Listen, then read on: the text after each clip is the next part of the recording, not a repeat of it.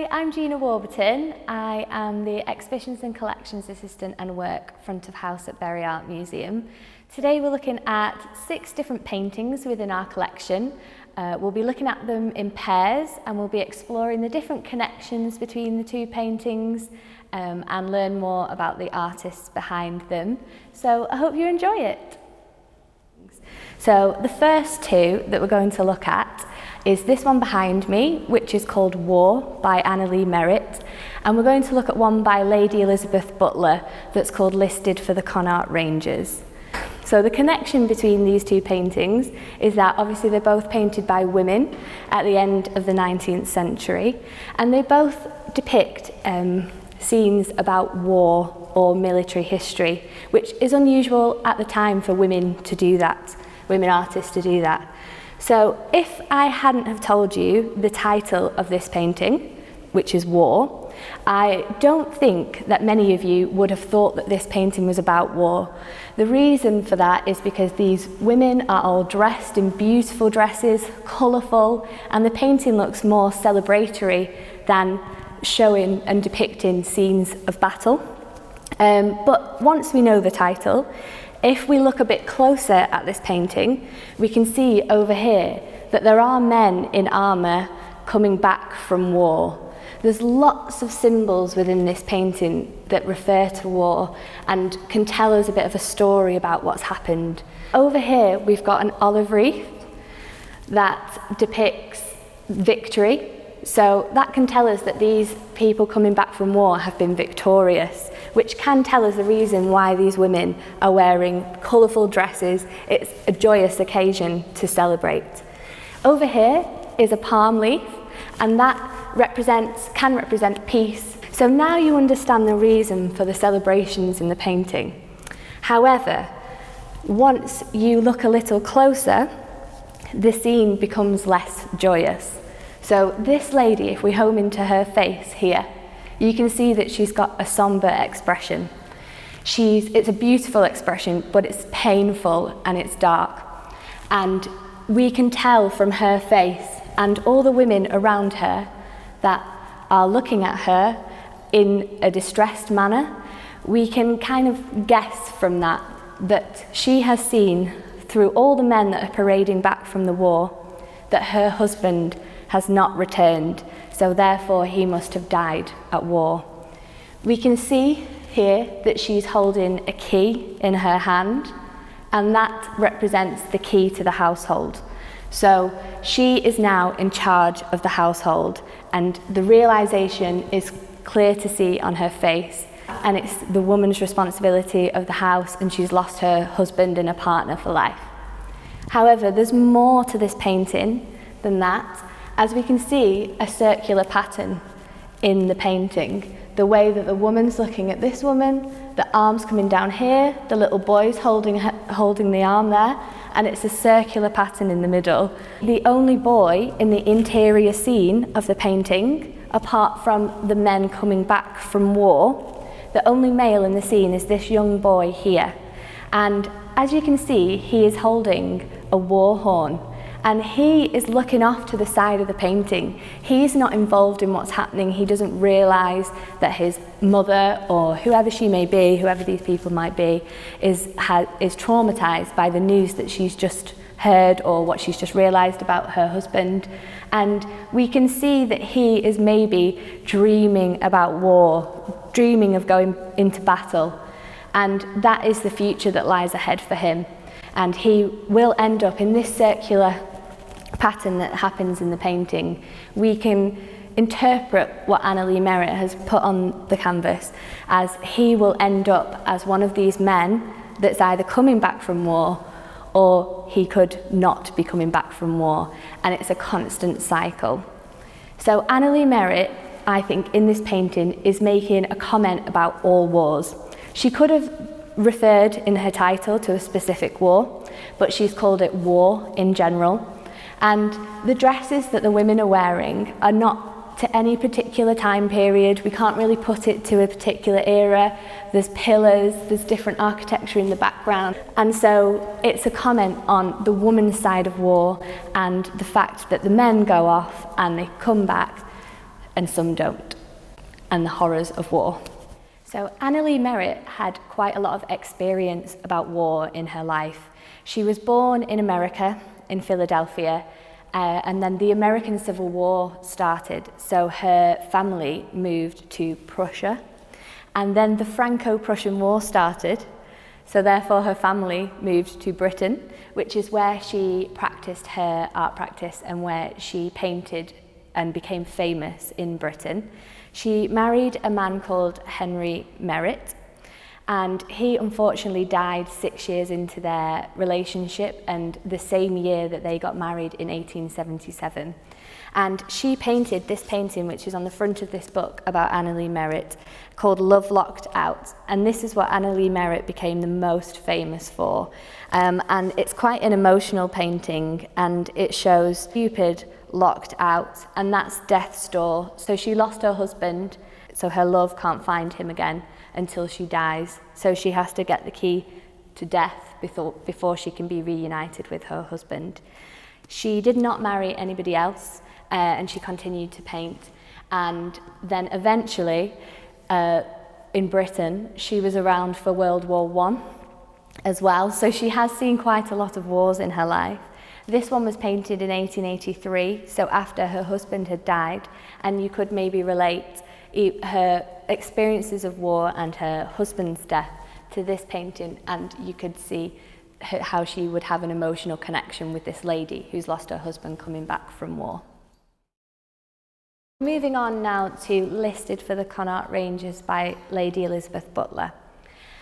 So Elizabeth Butler was really well known for military paintings, and she became really famous for showing the emotional side of war, which again you can relate to Annalee Merritt's painting. She was showing the women's side of war, but the emotional side, and Lady Elizabeth Butler did this as well, but in a different way. As a young girl, she travelled through Italy and was taught traditional ways of painting. She ended up going to the Royal Female School of Art, which was the only option for a woman who wanted to be an artist or paint at that time. And because it was a female school of art, a lot of the classes were geared towards what was thought at the time as suitable for women. So a lot of it was decorative arts, watercolours, textiles, and what Lady Elizabeth Butler was interested in was showcasing the military and using oil on canvas to do that. So she did not like it there. The Slade School of Art opened much later, which did have those opportunities, but at the time that Elizabeth Butler was wanting to become an artist, that was the only opportunity for her. However, she became quite friendly with the life drawing tutor for the male part of the School of Art, and she was able to come and join in with life drawing classes, which was seen as not appropriate for women at the time. She became really famous for a painting called The Roll Call, which is in the Queen's collection, and it was a shock at the time. It surprised people in the art world because it went against all the conventions of a military painting. Men who would paint battle scenes would show the general or the colonel or the heroic person in the middle, and the focus would be on the heroicism of that one person, and the rest of the scene was background filling in about the chaos of the war scene. In The Roll Call, Lady Elizabeth Butler shows all the men after battle, so she doesn't show the actual battle scene in that painting. It's showing men lining up in the Prussian War, and so it's freezing, it's cold, and it's in the aftermath of a battle. So all the men are exhausted, some are injured. In the middle you can see that one man has fallen down and the others are trying to help him up. And they're all in a line together. It's making battle more democratic. So rather than focusing on one heroic act, it's actually showing how all the soldiers are involved in this battle and the countless number of men that go off to war, because they're lined up and they're not in battle, and it's when they're just getting counted after the battle, you can really feel the emotion. This was quite a shock at the time, this different side of war that was more emotional, perhaps because she was a woman looking on at war from the outsider's point of view. And this one we have in our collection listed for the Connaught Rangers. This is a little bit later on in her career. She married someone in the military and he was Irish, and they honeymooned in Ireland. So this scene was sketched out during her honeymoon. And again, it's showing a different side to war, not the battle scenes that we're all used to. Showing a scene where the British Army, who are these members in the red, are recruiting Irish workers from small villages in Ireland. She's showing the two sides to this that happened. So these British men are recruiting the workers or peasants from Ireland, but she's showing two types of reactions to that. So this man in the middle, you can see the two people that have been recruited, but this man here, he is striding forward. He is looking straight out of the canvas, and he's looking very, very confident, his hands in his pockets, not nervous, and you could say he was looking forward to a new adventure, getting out of where he is, and being part of the British Army. However, this person here, as you can see, is a little bit more hesitant, possibly looking back at his home, and he doesn't want to go into the army, but there are not really any other options at that time. In Lady Elizabeth Butler's previous works, she had incorporated figures in the whole of the scene, and that's what she was known for. So in the roll call you can see that it's full of figures, and in many of her other ones there's figures in the canvas. And as she got later on in her career, she started to develop landscapes as well. So as you can see here, most of this scene, you wouldn't think it was a military scene really. Most of the scene is a landscape scene. And you can see that within many other works of art that she did at the end of her career. And she absolutely loved the Irish landscape. So this was a chance for her to paint her favourite subject of military history, war, but alongside her newfound passion for painting landscapes. Lady Elizabeth Butler is actually one of my favourite artists, and I have a print of her work on my wall. This image is called Remnants of an Army and shows how she incorporated the landscape into her art. So the next two paintings that we'll be looking at are these two behind me. Luckily for me, they are up in the gallery right next to each other, so we can really see the connections between them and we can see the differences as well. Both these artists used animals in their paintings to depict what they wanted to. Edwin Landseer's painting is based on Lord of the Isles by Sir Walter Scott, and Apollo by Britton Riviere is based on Alcestis, which is by Euripides, which is a classical text. So different texts, but both using animals to represent those texts. We're going to focus on this painting first, which is by Edwin Landseer. Landseer was seen as a prodigy when he was younger, and he was very prolific in painting animals. He even went to anatomy lessons and dissected animals so that he could get an accurate depiction and a natural perspective of the animal, which is part of the reason why he perfected his art. The section of the text that Landseer is looking at when painting this scene is about unintended consequences of your actions. So the text is about human interaction and how if you're not careful about what you say, it might end up hurting people. And what Landseer was really clever about was depicting those human interactions and human emotions, but using animals to portray that. The image is called The Random Shot. So you can see where he's gone with the unintended consequences. So this is a random shot. It wasn't meant to hurt anybody, but as you can see, it has. At the time, it was illegal to shoot female deers or does. And as you can see, there's been a hunter in this scene and they've accidentally shot this female deer. We can tell that because she's lying down. It's a very sad scene. There's blood behind, so we can see that the deer has been walking, but she's been bleeding and she's finally dropped down. It's a very impactful scene. Many people that come into the gallery, especially when they're younger, they come back when they're older, and this is the painting that they remember out of all the paintings in our collection. And I think it is because it is that raw emotion and such a sad scene that people do remember it, and people do liken it to Disney's Bambi. The way that Landseer has portrayed the emotion in this painting is by creating this stark landscape behind what's happening. You can imagine how cold it is. It's bleak. There's no food, there's no plants. And so we do think what might happen to this baby deer, what's going to happen to him. This was a very clever tactic by Landseer, and we can see here some areas of green underneath the snow. It might be that he originally intended to paint it green and then decided to go over with the white snow to make the scene even sadder.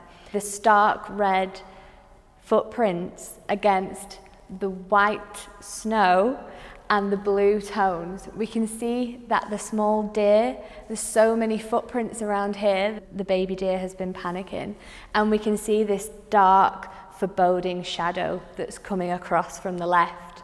So the future is bleak for this baby deer. Prince Albert commissioned this artwork by Landseer as a gift for Queen Victoria. As you can imagine, Queen Victoria was displeased with the shocking subject matter. However, fortunately for us, the piece was then bought by Thomas Wrigley through the art dealers Agnew and Sons, which is how it has ended up with us today. Landseer was so well known for his animals that he was asked to create 4 lion sculptures for Trafalgar Square. These were his first and last ever sculptures, which just shows how much of a good artist he was, that he could transfer his medium from painting oils and watercolours into sculptures, and we have such prominent and well-known sculptures today that were created by him. In comparison to the cold and stark nature of Landseer's painting that we just looked at, this painting is a completely different atmosphere. It's warm, it's inviting, it's pleasing to the eyes. The way that Riviere has done that is to make the scene completely harmonious. Its composition, its colours. Apollo is in the perfect position to create that harmony. He is in the third here. And every single one of the main animals in the painting are looking towards him and therefore directing our gaze towards Apollo. So we've got the lion here looking towards him. We've got this leopard that brings our attention to Apollo.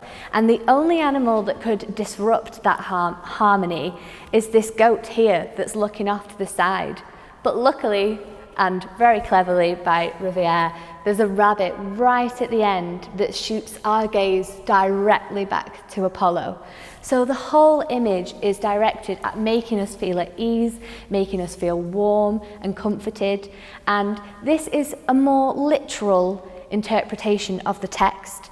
Apollo is a mortal in this time. He was made mortal and he becomes a shepherd.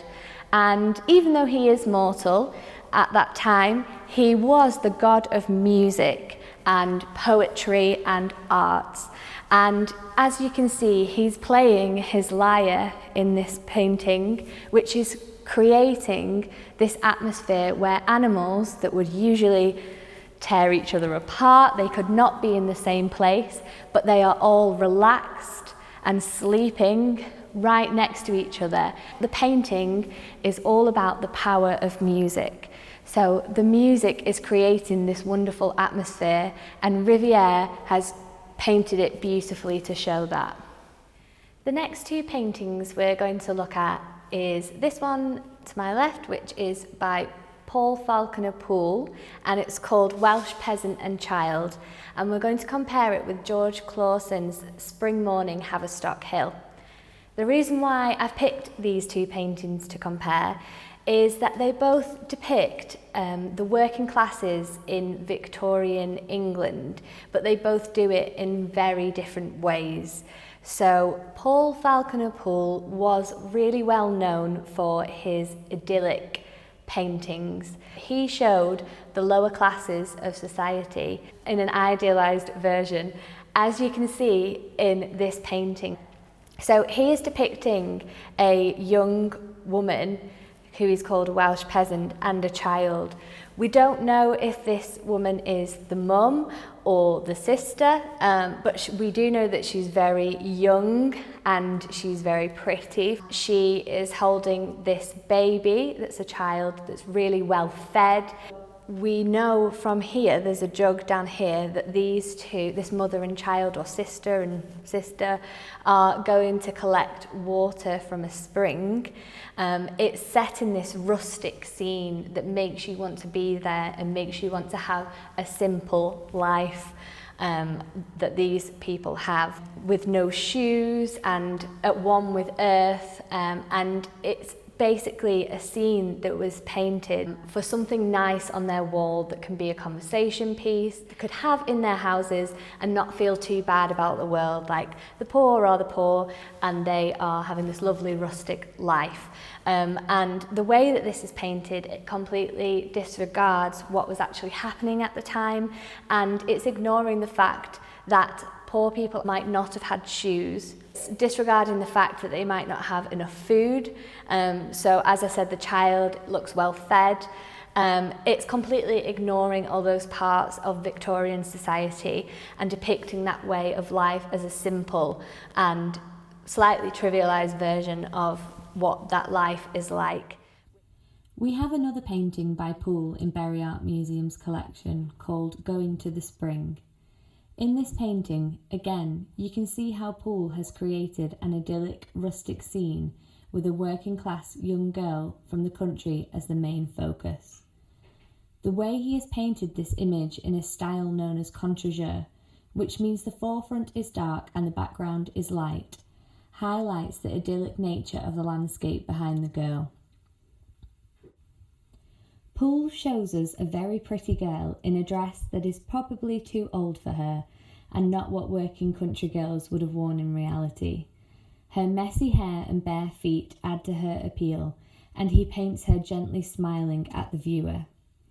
This sentimental piece would have been very popular in the Victorian period and was thought to be a pleasurable picture for any interior, but again is disregarding any sense of reality for these lower class girls. We've just looked at the idyllic scenes by P.F. Poole, and we're going to now look at this painting by George Clawson.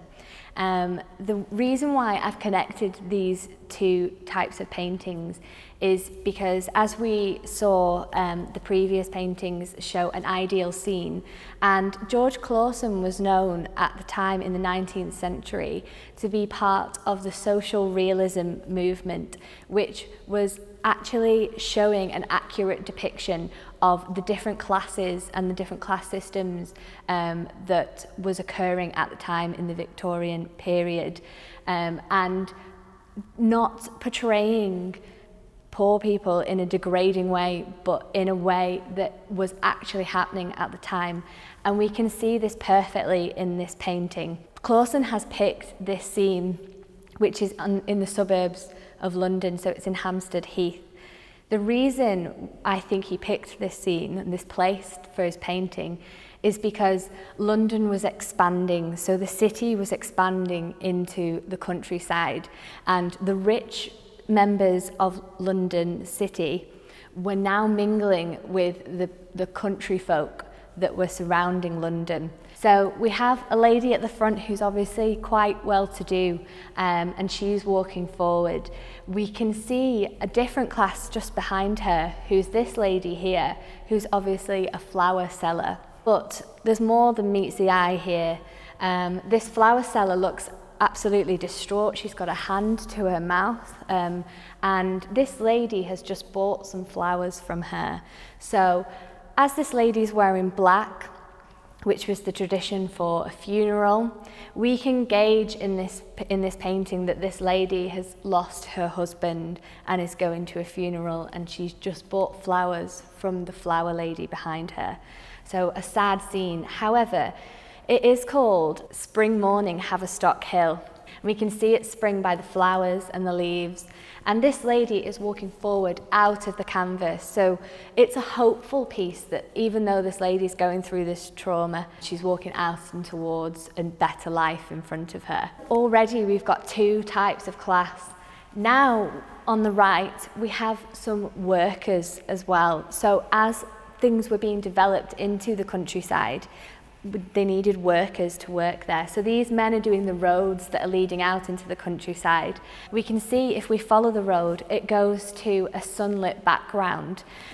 So with the expansion that was occurring in London, we can see in this painting that these roads might improve things in the future, might mean that people could be more connected and have more opportunities. We also get a hint about their class by the lamps that are on the floor, because obviously these men have had to work throughout the night or the early mornings, so they have had to have lamps. This is the real life that was London, Britain at the time. Clawson was really well known for depicting accurate costumes, so this is a good way of seeing what people would have worn and the different classes that would have been in this scene.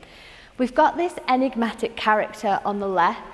We're not sure who she is. She could be a maid. We can see from the clothes she's wearing that she is possibly a different class from all the others. And she's just sitting there, having a break, contemplating life on her own on the bench. So this was a great scene for Clawson to show the different classes, but in a more realistic and more forgiving way than P.F. Poole. Thank you for listening to my talk. I hope you enjoyed it. So if you could pick out any snippets of information that you thought were quite interesting, or if you've learnt something that you didn't expect to learn, if you could pick that out and write a short creative response, just your thoughts on what you've learnt, and if you send them to me, and we'll put it all together, and that will go up as part of our short read about our collection pieces at the end of August. So thank you all for signing up, and see you soon.